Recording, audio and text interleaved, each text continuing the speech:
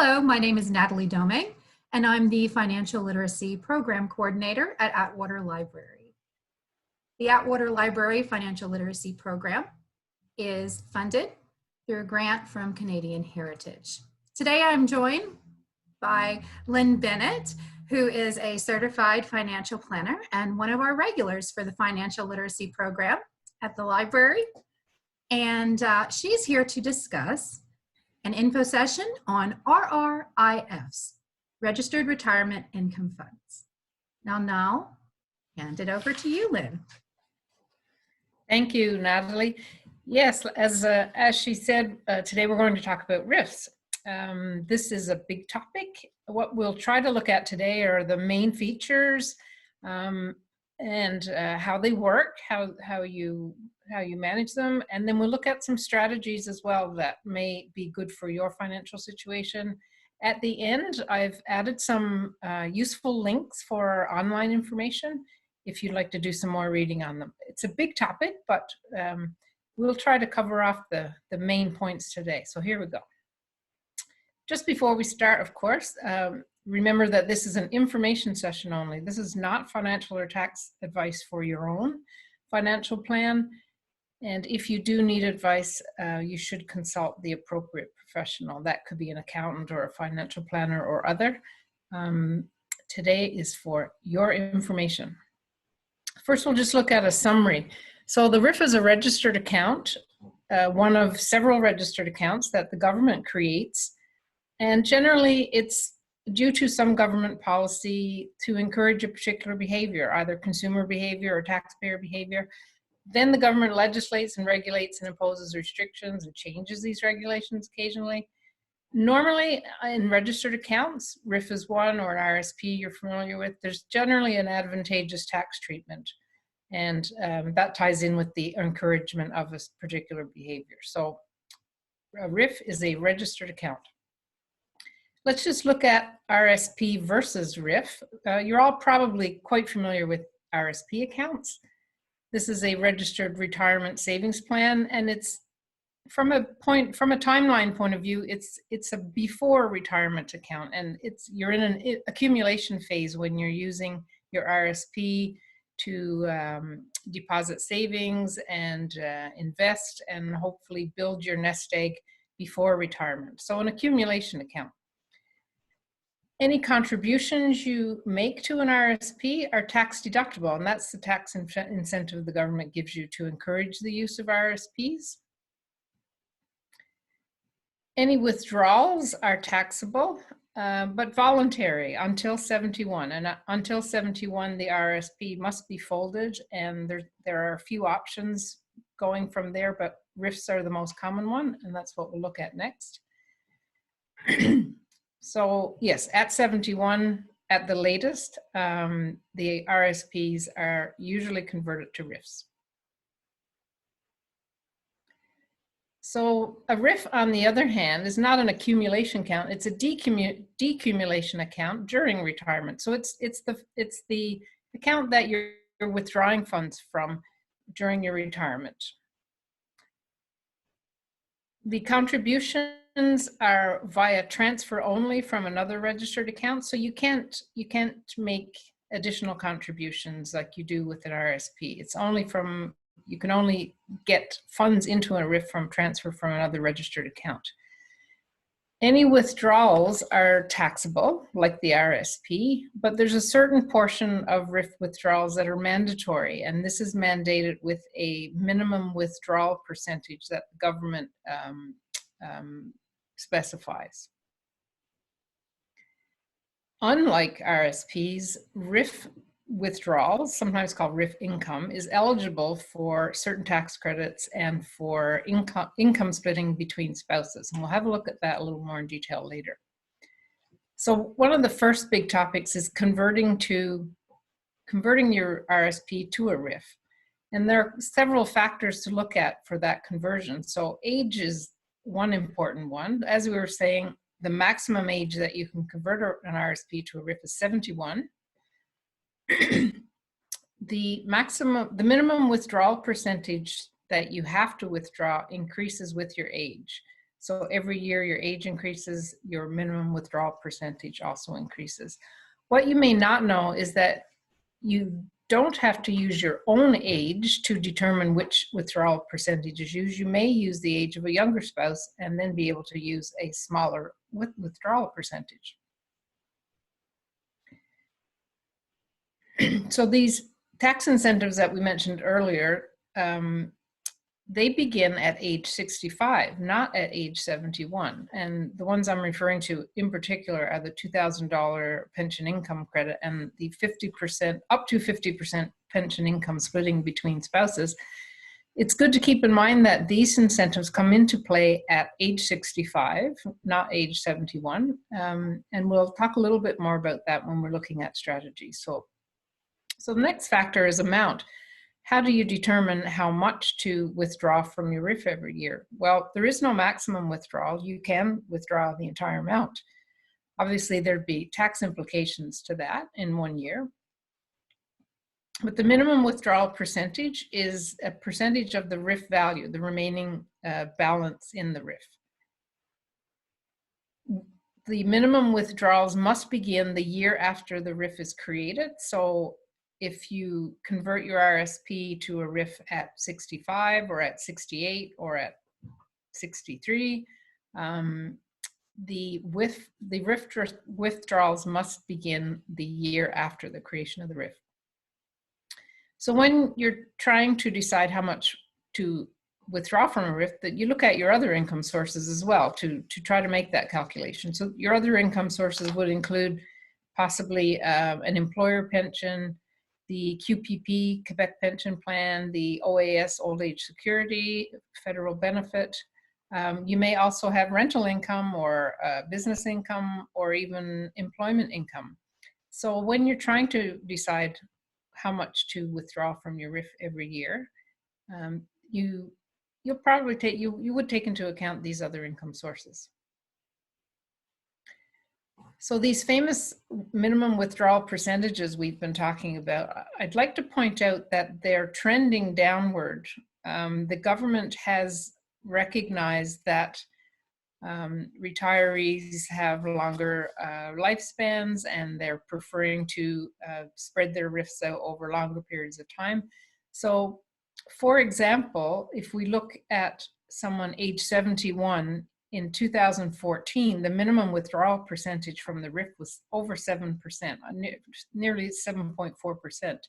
So what that means is the first, at age 71, the retiree, the RRIF holder would have had to withdraw that much from the RRIF up until 2014. Most of these percentages dropped by about 2% in 2015, and those percentages held until 2019.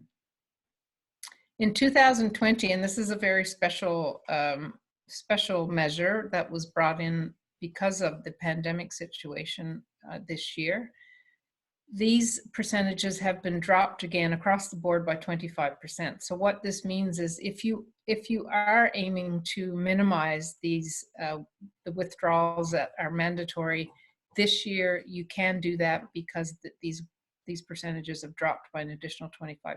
So if we look at the same example of a RRIF holder at 71, that 7.4% in 2014, which became approximately 5.25% in 2015 to 2019. For 2020, we're below 4%. So this is something to keep in mind if that is one of your goals, to keep those withdrawals as low as possible. Taxes are definitely a big factor in managing your RRIF. So keep in mind, like the RRSP, a RRIF account is a tax deferred account. So you only pay the taxes when you make a withdrawal, and anything left in the RRIF continues to accumulate and grow, hopefully, tax deferred. Once a withdrawal is made, it is taxed as income at your marginal rate, same as an RRSP. Again, those tax credits and income splitting come into effect at age 65.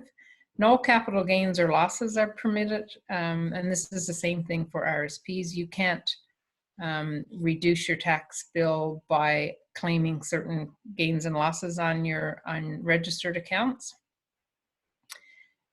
Again, like RSPs, tax is withheld at source, but in the case of a RRIF, only if the withdrawal is greater than that annual minimum that's required.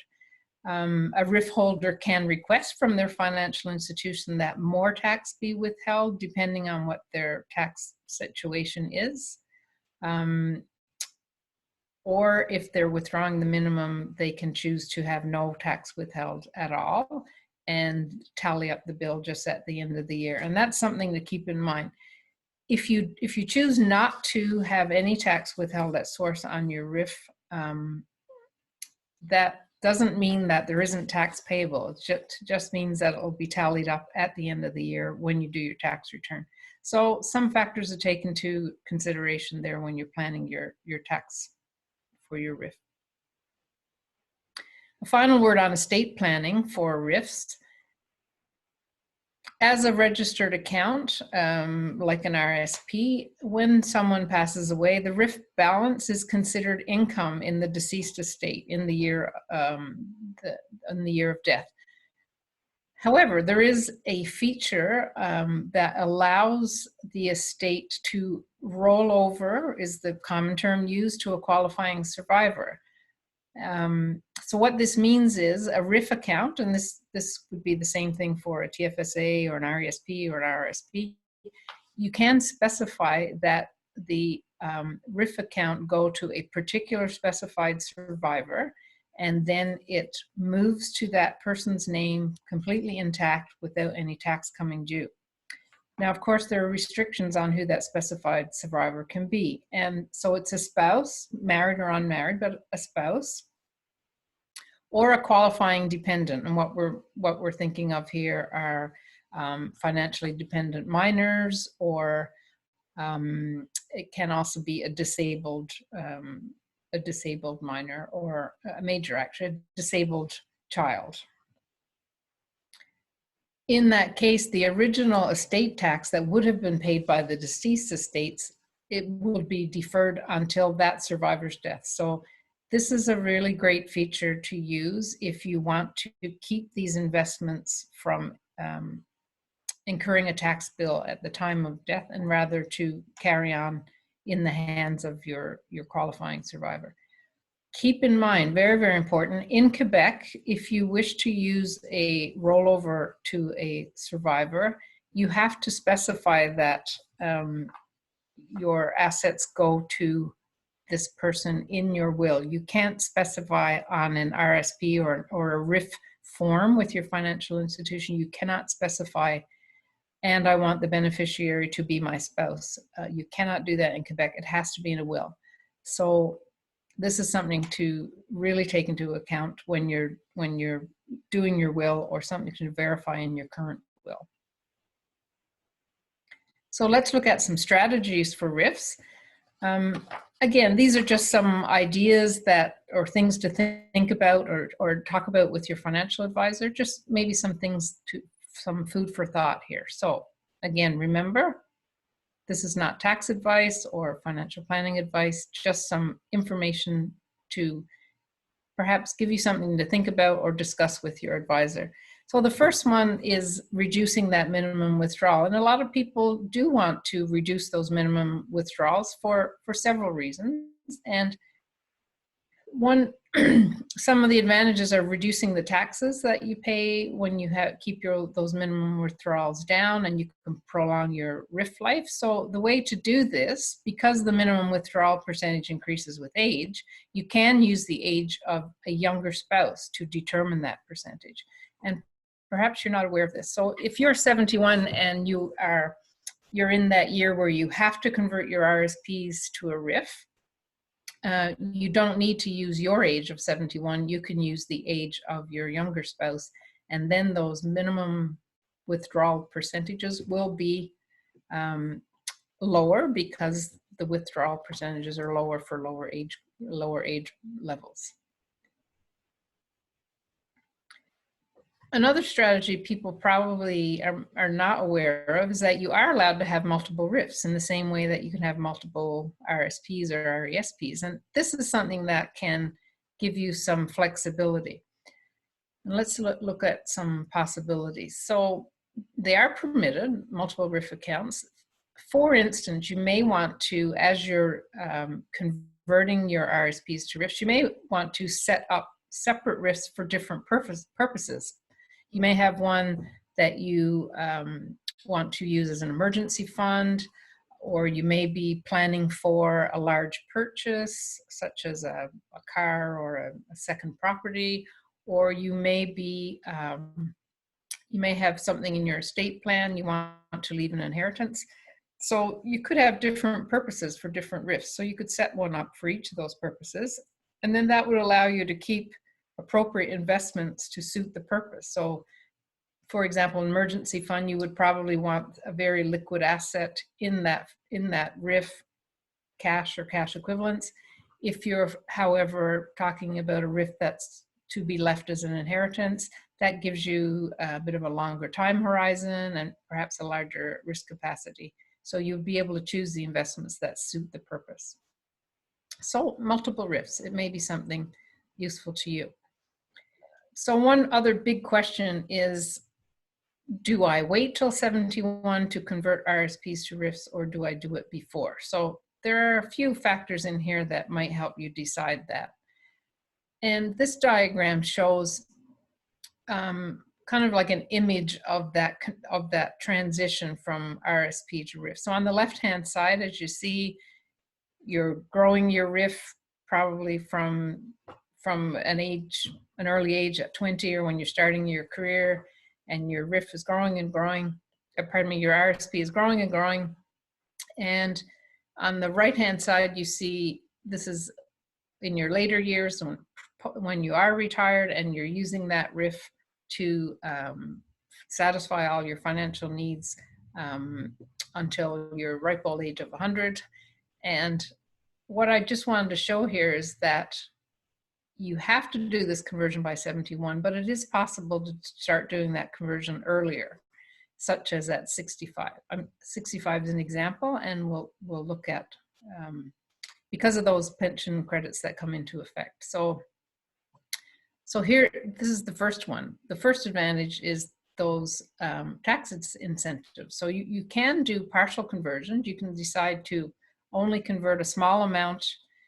Say starting at age 65, you could decide to start converting and take advantage of the tax incentives that are in place and that start at age 65. So that would be the income splitting up to 50%. You can deem that 50% of your pension income is taxed in the hands of a spouse, and that could reduce the overall taxes for a couple.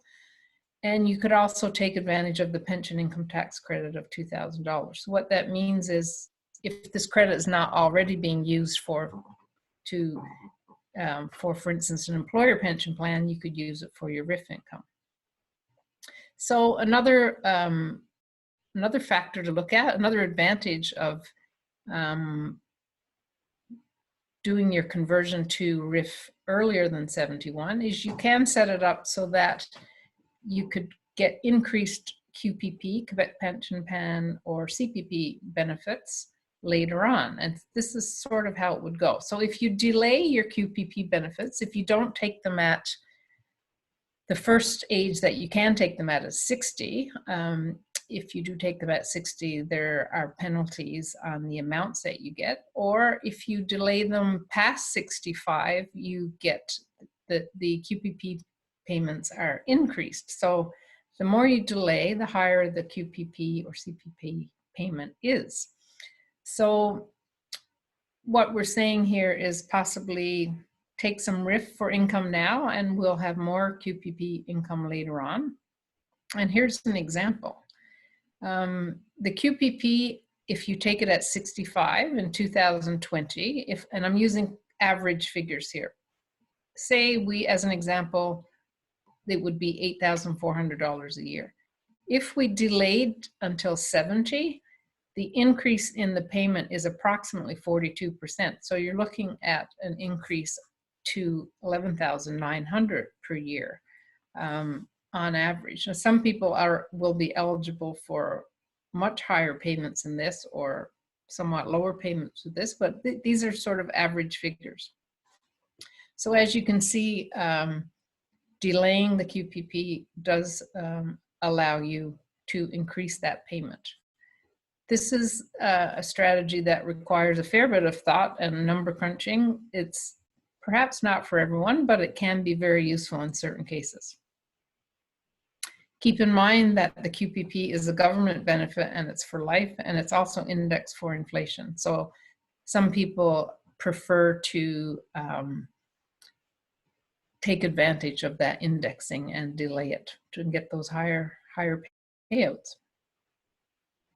Another advantage of converting before 71 could be to reduce the RRIF balances before 71 when the mandatory withdrawals kick in. So what we're saying here is the mandatory withdrawals start the year after the RRIF is created. So if you create your RRIF at 71, then those withdrawals start the following year. If you convert earlier, of course, they start the year after. So what you can try to aim for is avoiding or reducing the old age security recovery tax, which is commonly known as a clawback. So this strategy may be useful for retirees who have a generous employer pension plan, or they have a large RRSP accumulated over the years, or other income sources that would put them over the threshold for the recovery tax. So let's just look at that as an example to make it a little clearer. So this year, the OAS maximum payment is $600 a month, or approximately $7,200 a year. So these are maximum figures for this year. The OAS recovery tax thresholds are $79,000 on the minimum side and $128,000 on the top end, approximate figures. So the recovery tax is 15% of the excess over $79,000. Now, these numbers are approximate, and also the government adjusts them periodically for inflation. There's a link you could look at that. But remember, the tax is calculated on the excess, not on the entire amount. So let's look at a real number example. Okay, if we're saying the bottom threshold is $79,000, the tax is 15% of that excess. We tally up all our income, our employer pension, plus our RRIF that we withdrew, plus our QPP payment if we're receiving it already, and plus our OAS payment, and any income from a rental property or a small business or a part-time job. Say we add up all of our income and it comes to $85,000. The excess over the threshold in this case is $6,000, the 85 minus the 79. So the recovery tax would be $900. So this would be subtracted from OAS payments. So that kind of gives you an idea of what kind of numbers we're looking at. So it's good to keep in mind that the OAS recovery tax thresholds are certainly in the upper income levels, you know, nearly $80,000. So before any taxes withheld, it's a fairly high level, and it's only calculated on that excess over the threshold. So just wanted to provide that so you can see exactly how it works. So of course, TFSAs are another strategy, and I'm a big fan of TFSAs. So one of the advantages that you can, if you use your TFSA when you're managing your RRIF, is to maximize this tax-free account, which is amazing. So you may not know, there's no maximum age for TFSA accounts or contributions to them. So retirees can definitely use them. And you can also do partial transfers from a RRIF to a TFSA, either in cash or in kind meaning the investments intact as they are, whether that be shares or mutual funds or whatever. You can transfer them from your RRIF to your TFSA. Clearly, that would still be considered a RRIF withdrawal and it would still be taxable. But in the case where you want to stay invested, it means that that future growth, if you keep those investments, but they're no longer in the RRIF, they're now in a TFSA, it means now that they're tax-free. Anything that's gained on them in the future is tax-free as opposed to tax-deferred. So this could be a great strategy for people who want to stay invested. The contribution limits for the TFSA, for 2020, it's $6,000 a year, and these limits accumulate since 2009 when the TFSA was created. So if a person has never contributed to a TFSA, they have accumulated the right to deposit $69,500 in a TFSA, and that's as of January 1, 2020. As of January 1, 2021, of course, an additional 6,000 or more will become available as a contribution room allotment. So keep that in mind. The TFSAs can be a really great part of your financial plan. So I just want to recap some of the elements that we talked about when we're talking about managing RRIFs. So multiple and partial RRIFs are permitted. The spouse's age is permitted when we're talking about withdrawal percentages. Pension income credit and pension income splitting between spouses begins at 65, not at 71. There's no maximum age for a TFSA. You can have a TFSA, there's a minimum age, you have to be 18, but there's no maximum age for a TFSA, so definitely available for retirees. RRIF to TFSA transfers are possible in kind or in cash. QPP payments increase the longer you delay them. So, and they're also indexed for inflation and they're a government for life benefit. And OAS and GIS have recovery taxes. Now, we only talked about the OAS today, but they do have recovery taxes. So all these elements here are good to keep in mind when you're talking about managing your RRIF. Here I've provided a few links to information online. So I've chosen trusted sources, of course. The first is the CRA, which is the Canadian Tax Authority. The second one is the OSC, which is the Ontario Securities Commission. They have a lot of great information in English. The CPA is the accountant, the CPA accountant of Canada. And I've also added an article from the Globe and Mail specifically on RRIFs, which is quite interesting. So that's it for me. Thank you very much. I hope that was helpful. That was great. Thank you, Lynn. I just wanted to tell you, thank you so much. You've answered so many questions for us. If you have any questions, you can contact us at the library at the number you see on the screen, or the easiest way you can contact us, actually, you can just email me and I'll make sure that I pass on the questions to Lynn and we'll do our very best to answer your concerns or at least point you in the right direction. Thanks once again to the Government of Canada, and thank you for watching. Stay tuned, stay in touch, and we'll put all those links underneath the screen, underneath the video. Thank you. Great, thank you.